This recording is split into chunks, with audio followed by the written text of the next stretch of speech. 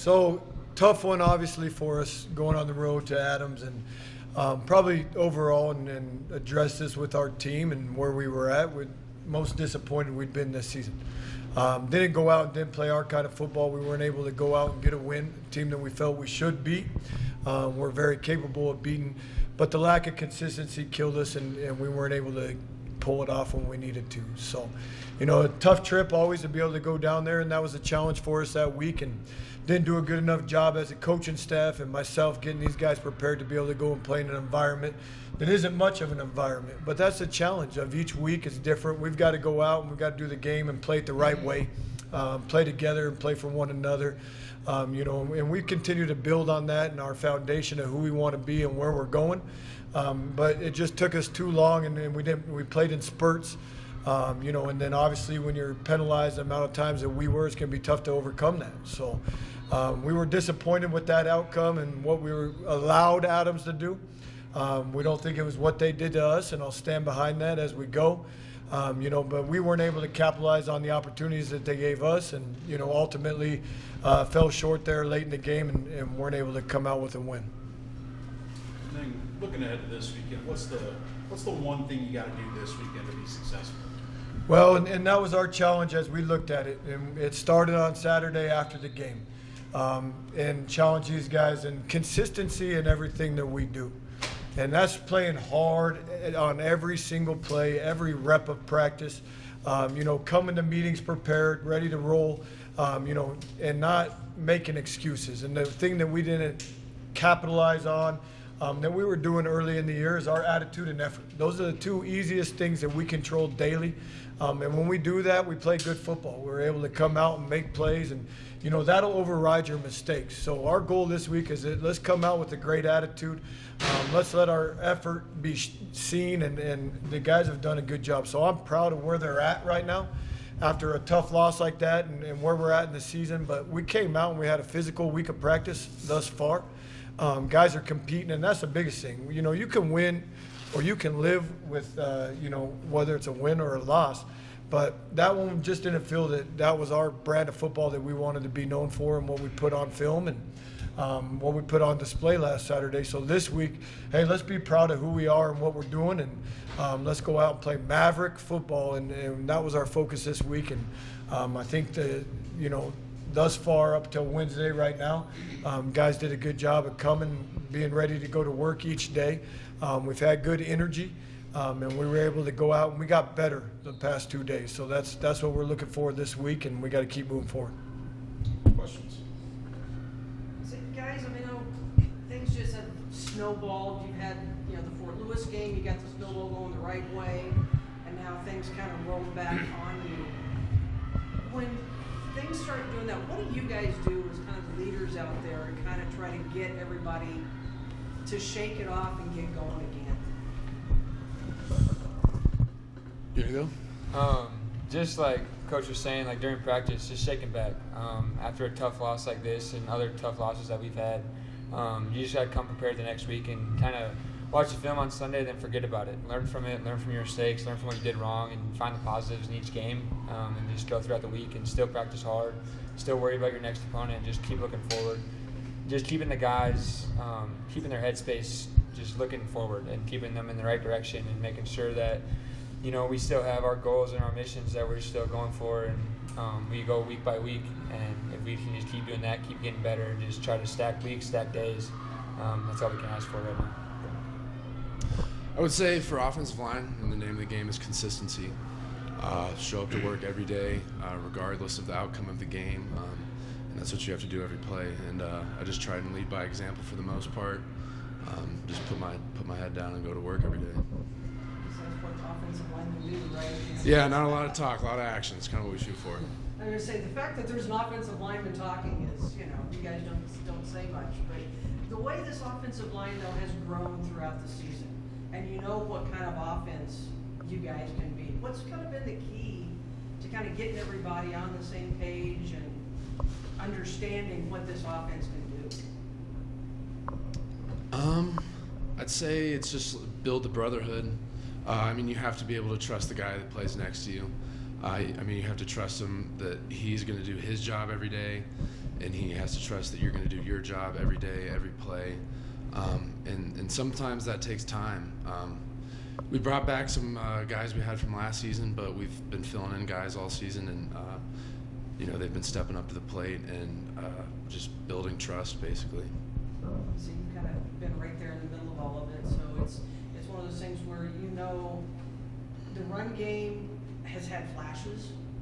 Is it just kind of more consistently kind of understanding the blocking schemes you need to do and to kind of spring the running backs? I think everyone understands their assignment. I think everyone understands where to go. I think just it's like a feeling you get, like you want to run the ball, just like anything else. It's just something. It's like an attitude, just like anything in offensive line. You got to want to run the ball every play. You got to want that to be your team's bread and butter, your go-to, and that's kind of what we've been working on. So you guys touched on going into Adams State, kind of how that's a different environment coming into this week. It's homecoming. You have another in-state opponent coming into town. Kind of two-pronged question, I guess. Walk me through how you guys got ready for that Adams State environment, and how you're getting ready for this week, which might be kind of a completely different energy. Yeah, so Adams State week and this week, obviously, like you just said, this week's homecoming, in-state opponent. But really no different. We still talk about the same things. We still prepare the same way. Schematically, things are changed, obviously, different team, but we don't try to focus on the game and the atmosphere so much. That just kind of comes as itself. We're the players. We play the game, so worry about that part and let the fans do what they do, and just stay focused. Control what you can control. When you start worrying about the other stuff, as in the fans and who's going to be there and how big this game is or how good this team or how bad this team is, you just got to keep going and just play the game. That's why you play it. That's why the ball gets put down, and you just got to go. What was the first part of the question again? Sorry. Just kind of how the two very different environments, how do you prepare for one versus the other, maybe specifically from an offensive line standpoint? Sure. Crowd noise, stuff like that. I don't know. Like Karst said, I try not to think of any of the games as different from one another, but I would be lying if I said homecoming doesn't mean something more. We're going to have a lot of people coming in, and guys have family in town. And it's something you want to win. Not just for the team, but for the fans, for the community in general. So, I don't know. I'd like to think I prepare just as hard every week, but this one does mean more. Karst, you kind of watched the film on Sunday, pick up positives, fix what was negatives. What were some of those positives you guys are, kind of working with this week from the last week? I thought we moved the ball well throughout the game for the most part. There were times where we got stopped during midfield or we had to punt it away, but throughout the majority of the game we moved the ball and we executed some plays. Mainly throughout the game we just had some key mistakes in key situations that put us in bad spots, but we moved the ball, we were executing plays.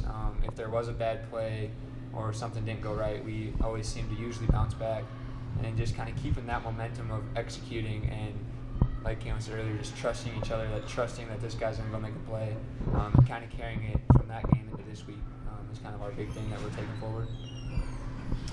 Mine would just be like we touched on earlier, the run game. Like we said, there's been spurts where it looks like we're starting to click, and I think we ran the ball a lot more consistently, especially inside. We've had a lot of trouble. We got stopped up trying to run in between the tackles this season, and I think we put a lot of stuff on film last week that looks good that we can carry into this week with us.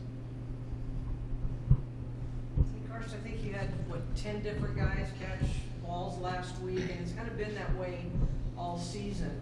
Do you feel like you're getting into a good rhythm no matter who's in there? Because it's kind of a plug and play, whoever's on the field. Yeah, we got a lot of guys out on the perimeter that can go make plays. We had some injuries that kind of popped up where other guys, younger guys, or guys who were in that second string role kind of had to step up and kind of next man up mentality and stepped in and went and made plays. And I trust all my receivers when they're out there to go make a play. We have a lot of different receivers who can do different things, and just trusting them and just kind of getting the play call and reading the defense. I don't really go out there and say I'm going to throw to 12 guys today. I just kind of let the game happen, and if 10 guys catch it, 10 guys catch it, and that's just kind of how the game goes. But that just shows how much of a variety we have of athletes and players that can go make plays and catch a ball and go do something with it on our team. And you see that real quick as you go, Patty, with this group and new guys and young guys that haven't played a lot of football. So each week the challenge is different. And we've got to identify it as coaches and be able to put these guys in position to be successful. And, they've done a good job of growing every single week, regardless. That one wasn't one that we were really happy with. But you look at some things statistically and some different things going on and different guys getting involved and all positives, right? So there's still a lot that we take from that loss, but we got to move forward. This week, that challenge, regardless of the environment, our mindset stays the same each week. And we just got to make sure that we prepare, that we can go out and we can dominate the game from start to finish. And that's the one thing that I've seen this week, that these guys have gone out and we've competed at a different level. So whether it be homecoming, whether it be who the opponent is, when we're doing that, though, good things are going to happen. And you create your own breaks. And we didn't do that last week. The inconsistency, the penalties, and that's what allowed Adams to stay around. And when they got good athletes, they're just a team that's struggling as well and haven't played well as a team. And when we gave them those extra opportunities, they were able to capitalize on it. Well, now looking at this, a team that's coming in with a winning record, a team that's had proven success, we can't allow them those same opportunities. So we've got to make sure that we are able to go out and we're able to function and have everything hitting at the same time. And that's a challenge for these guys as we go. Our communication has got to be up.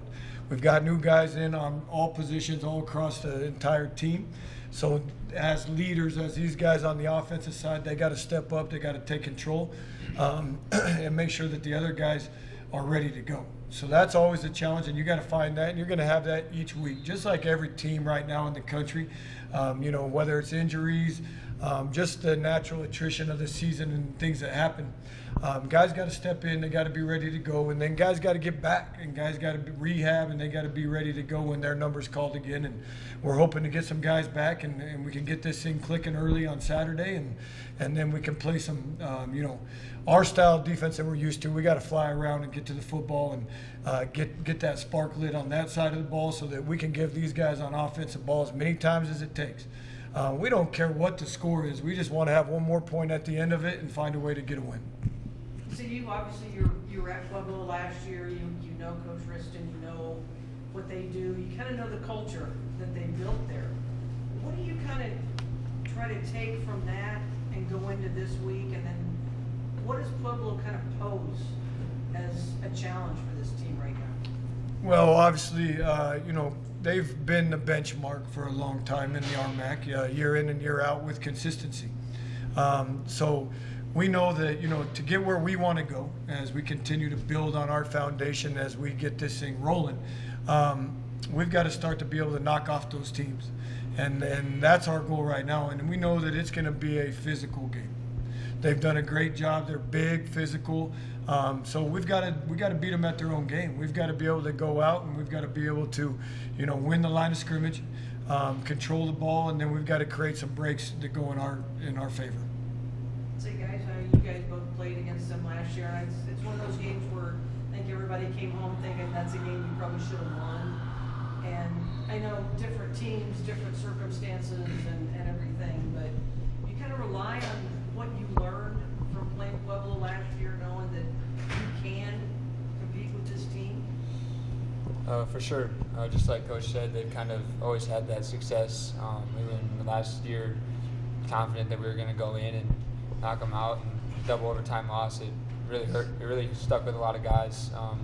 You obviously forget about it as the year goes, but then this week kind of approached, and now it kind of comes back into our memory that, last year was a double overtime, close game that a lot of us thought that we should have had.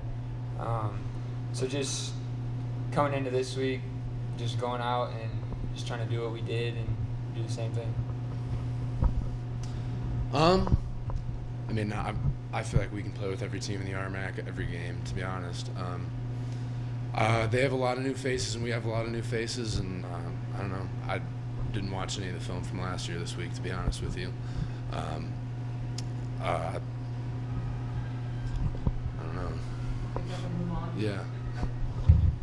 another. That's the nature of the beast anymore. I mean, every team. Just there's take every more week as it turnover. comes, There's yeah. more turnover every year now than there ever has been. Mhm. So, A thing that we've hit on previously is the consistency thing. When we're consistent and we're clicking on both sides of the ball, we're a really good team. We're really fun to watch, and we just have to stay consistent in that. We have too many ups and downs sometimes, but when we're consistent, we can play our type of football and can kind of control the game. Like Caelan said, we can play with anyone in the RMAC, and we're very confident of that. Anything else? So, Coach, you obviously have two offensive guys here today. I just wanted to get your opinion real quick on the state of the defensive side of the ball. Maybe some things you've seen over there so far, improvements that you've liked, some stuff you're like, we gotta tighten up here, or what would work on this a little bit, especially maybe against Pueblo. Well, first, this has been their best week in a number of weeks as a full unit. So that, again, our word this week was consistency, and it's those guys communicating and doing a good job playing together. And it takes a little bit of time for this thing to understand the scheme and how it works and what each guy's role is. The big thing on our defense is it's one guy, you have to do your 111th, right? I can't worry about anybody else's job. I got to go out and execute mine. I can't get antsy. I can't get nosy. I got to make sure that I'm disciplined in what I'm doing so that we're able to execute and play together as a unit. So with that being said, in the week that we have, I'm excited to watch these guys go out and take that attitude and effort that we've had all week and see it carry over on Saturday. Okay, question of the week. Halloween's on Monday.